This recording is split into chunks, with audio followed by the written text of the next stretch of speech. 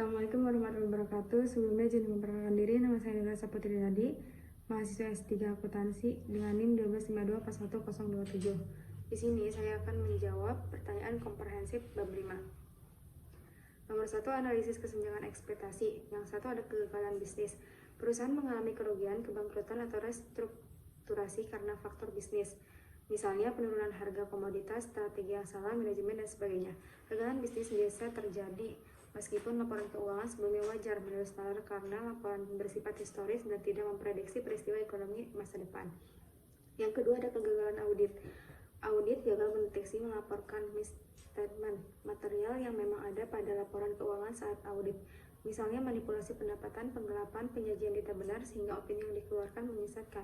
Ini terjadi karena prosedur audit tidak memadai, bukti tidak memadai, atau karena kecurangan atau manipulasi yang berhasil menutupi fakta.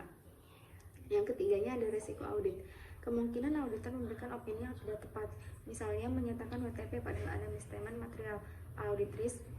Risiko audit tidak sama dengan kegagalan audit. Ia adalah probabilitas. Tidak pasti terjadi bahwa kegagalan audit bisa terjadi. Mengapa tuntutan investor kemungkinan besar berasal dari kesenjangan ekspektasi, bukan belum tentu kegagalan audit. Investor marah karena mereka mengharapkan WTP berarti aman. Namun jika kerugian muncul akibat fluktuasi harga komoditas yang dramatis setelah periode pelaporan, itu adalah kegagalan bisnis, bukan bukti bahwa data historis pada tanggal laporan memang salah. Untuk membuktikan kegagalan atau penggugatan harus menunjukkan bahwa yang pertama ada misstatement material atau pengungkapan yang salah pada laporan yang diaudit. Yang kedua ada auditor tidak mengikuti standar profesi, dan yang ketiga ada hubungan sebab akibat antara tindakan auditor dan kerugian investor. Soal nomor 2, jawaban nomor 2, spektrum kelalaian dan penipuan, definisi dan klasifikasi kasus, definisi 4 tingkatan kasus. Yang ke-1 ada kelalaian bisnis. Auditor tidak memenuhi tingkat kehati-hatian yang wajar seorang profesional sejenis dalam keadaan yang sama. Ada kelalaian tetapi menunjukkan sikap acuh tak acuh terhadap resiko. Biasanya kesalahan akibat kurang teliti. Yang keduanya ada kelalaian berat. Kelalaian yang jauh yang melebihi standar wajar menunjukkan pengabaian yang nyata terhadap kewajiban profesional. Lebih dekat ke kelalaian yang sangat serius. Misalnya tidak melakukan prosedur utama tanpa alasan, mengabaikan bukti yang jelas. Yang ketiga ada penipuan konstruktif. Perbuatan atau kelihatan yang meskipun tidak disertai niat jahat untuk menipu, bertindak sedemikian rupa sehingga hasilnya sama dengan penipuan. Misalnya membuat pernyataan palsu dengan kecerobohan ekstrim sehingga menipu pihak lain. Hukum di beberapa yurisdiksi menganggapnya setara dengan fraud untuk tujuan tanggung jawab sipil. Yang selanjutnya ada penipuan. Tindakan disengaja untuk menipu atau menyesatkan, misalkan memasukkan dokumen, memerlukan unsur niat untuk menipu, intent, dan biasanya juga masyarakat unsur kerugian yang timbul akibat penipuan itu. Klasifikasi yang paling tepat, kelalaian berat dan tergantung yurisdiksi, bisa dipandang mencapai konstruktif fraud. Justifikasi auditor melewatinya prosedur konfirmasi piutang, padahal piutang bernilai material. Prosedur konfirmasi piutang adalah salah satu prosedur kunci untuk membuktikan ekstensi piutang yang dapat diuji dengan sumber independen. Yang kedua, tidak ada bukti niat untuk menipu. Yang ketiga, tingkat kelalaian lebih dari biasa. Yang selanjutnya ada di beberapa yurisdiksi apabila pengembalian itu menghasilkan representasi yang secara nyata menyesatkan dan menyebabkan kerugian pihak ketiga. Mengapa sih membedakan ordinary negligency versus gross negligency penting untuk tanggung jawab hukum? Standar pembuktian dan tingkat sanksi. Banyak sistem hukum mensyaratkan bukti kelalaian berat atau fraud untuk mengizinkan tuntutan pihak ketiga berhasil atau untuk menuntut ganti rugi atau penuh theft damage. Jika hanya ordinary negligency, tuntutan terhadap auditor oleh pihak ketiga bisa lebih sulit atau dibatasi. Asuransi dan reputasi, konsekuensi finansial, denda atau ganti rugi, dan sanksi profesi lebih berat untuk gross negligency atau fraud. Unsur kriminal, fraud dapat menimbulkan konsekuensi pidana. Gross negligency biasanya mengakibatkan sanksi perdata atau profesional. Rekomendasi dan tindakan mitigasi. Untuk auditor atau KAP, selalu laksana prosedur kunci, misalnya konfirmasi piutang bila material, dokumentasi alasan bila ada alternatif yang dapat diterima. Yang keduanya, jika tekanan deadline mengancam kualitas audit, minta perpanjangan, alokasikan jam tambahan atau tarik dari withdraw jika kualitas audit tidak dapat terjaga. Yang ketiga adalah tingkatan pengawasan mutu internal dan peer review. Evidence-based documentation. Laporkan dugaan kecurangan ke komite audit dan bila perlu regulator. Untuk investor publik, pahami batasan opini audit BTP. Yang keduanya, minta transparansi manajemen. Dan yang ketiga, jika merasa tertipu, lakukan investasi forensik independen untuk membedakan antara business failure dan audit failure sebelum menuntut. Jawaban nomor 3, tanggung jawab kepada klien dan pembelaan auditor. Pembelaan 1. Management letter. Kuat karena management letter sudah menjelaskan bahwa audit hanya untuk mendeteksi material, bukan seluruh kecurangan, jadi membatasi tanggung jawab auditor sesuai kontrak. Pembelaan yang kedua, sangat kuat auditor telah mengidentifikasi kelemahan pengendalian internal dan merekomendasikan perbaikan. Ketika manajemen mengabaikan rekomendasi tersebut, maka terjadi kelalaian kontributif. Jawaban nomor 4, tanggung jawab kepada pihak ketiga. Terdapat 3 doktrin utama mengenai tanggung jawab auditor kepada pihak ketiga. Yang pertama, doktrin ultramares. Auditor hanya bertanggung jawab kepada pihak yang memiliki hubungan langsung privity, yaitu klien, karena sindikasi perbankan bukan pihak yang memiliki hubungan kontraktual langsung dengan KAP Tulus, maka gugatan bank akan ditolak.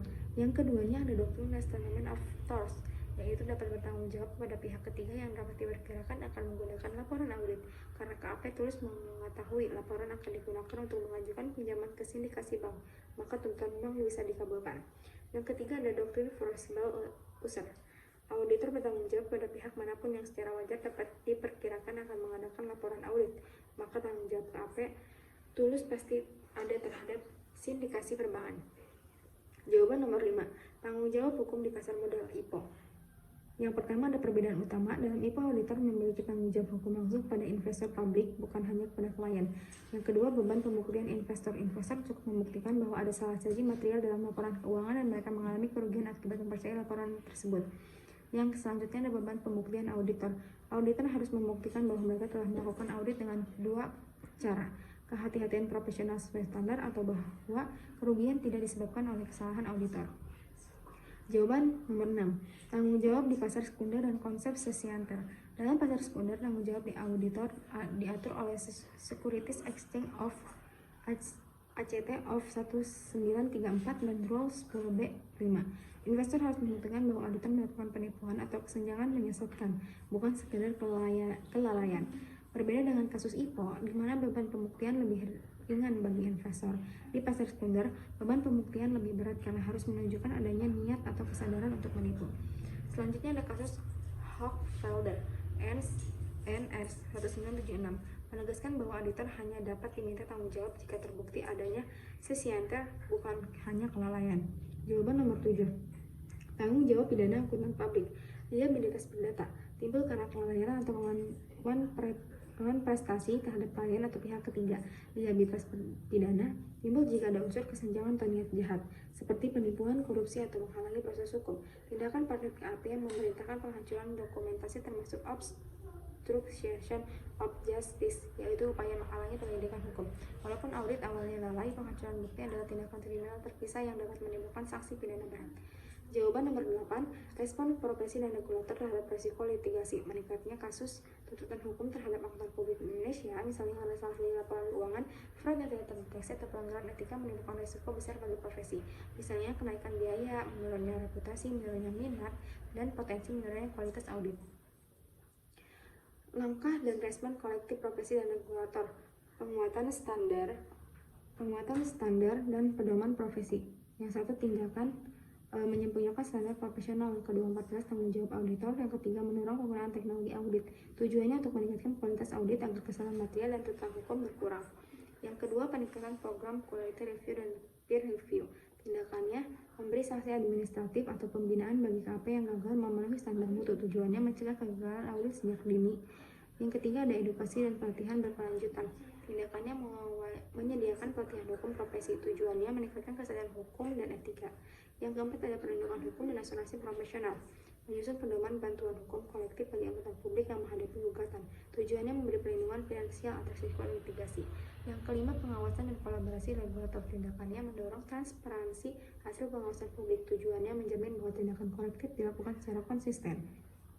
Jawaban nomor 9, manajemen risiko litigasi ditangkap KAP. Yang nomor Nomor 1 ada manajemen penerimaan dan keberlanjutan klien. Tujuannya memastikan hanya klien yang layak dan etis yang diterima atau dipertahankan. Tindakan spesifiknya menilai engagement risk melalui silent acceptance checklist. Dampak terhadap risiko litigasi mencegah keterlibatan KAP dengan klien berisiko tinggi yang berpotensi menggugat auditor. Yang kedua ada pengendalian mutu perikatan. Tujuannya menjamin audit dilaksanakan sesuai SPAP dan standar etika profesional. Tindakan spesifik menerapkan rotation policy untuk partner audit jangka panjang. Dampak terhadap risiko litigasi mungkin salah saji atau temuan material yang terlewati. Yang ketiga ada manajemen dokumentasi dan komunikasi audit. Tujuannya menyediakan bukti kuat bahwa audit telah dilaksanakan dengan profesional dan sesuai standar. Tindakan spesifiknya menggunakan sistem dokumentasi digital yang aman dan terintegrasi. Dampak terhadap risiko litigasi dalam proses hukum, auditor juga terjadi gugatan karena bukti kerja jelas dan terverifikasi. Nomor 4, asuransi, pelatihan, dan etika profesional. Tujuannya meningkatkan kesiapan hukum dan moral tim audit. Tindakan spesifiknya dampak terhadap risiko litigasi. Jawaban nomor 10. Studi kasus komprehensif, desain dan audit dan pihak ketiga. Tanggung jawab kepada klien, isu hukum. Apakah KAP cermat dapat digugat oleh klien meskipun tidak ada dalam kasus ini meskipun ada surat terikat formal, namun KAP cermat tetapi memiliki tanggung jawab profesional untuk mematuhi SPAP SA80 menggunakan skeptisisme profesional minimal, terutama jika menemukan kejanggalan data. Staf junior sudah menemukan red flag, kas tidak balance, dan faktor hilang, tetapi manajer